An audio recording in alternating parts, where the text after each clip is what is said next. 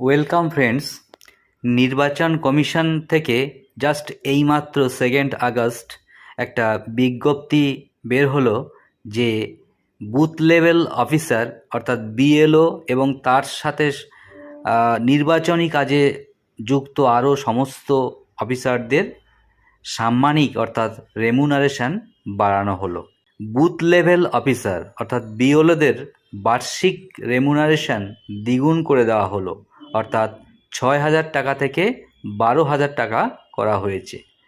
এবং ভোটার তালিকা সংশোধনের কাজে ইনসেন্টিভ হিসাবে তাদের ভাতা 1,000 টাকা থেকে বাড়িয়ে 2,000 টাকা করা হলো। এছাড়াও বিএলও সুপারভাইজারদের পারিশ্রমিক অর্থাৎ রেমুনারেশন 12,000 থেকে 18,000 করা হয়েছে। প্রথমবারের মতো এইইআরও এবং ইআরও অর্থাৎ অ্যাসিস্ট্যান্ট ইলেকট্রাল রেজিস্ট্রেশন অফিসার ও ইলেকট্রাল রেজিস্ট্রেশন অফিসারদেরও রেমুনারেশন বা অনারিয়াম দেওয়া হবে।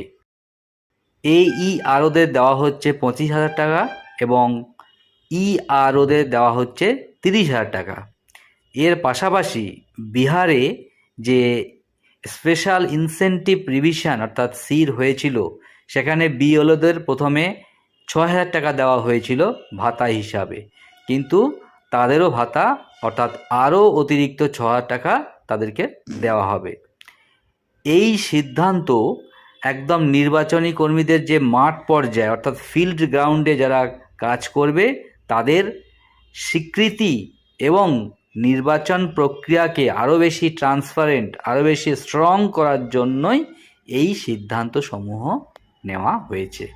তো হ্যাভ এ নাইস ডে।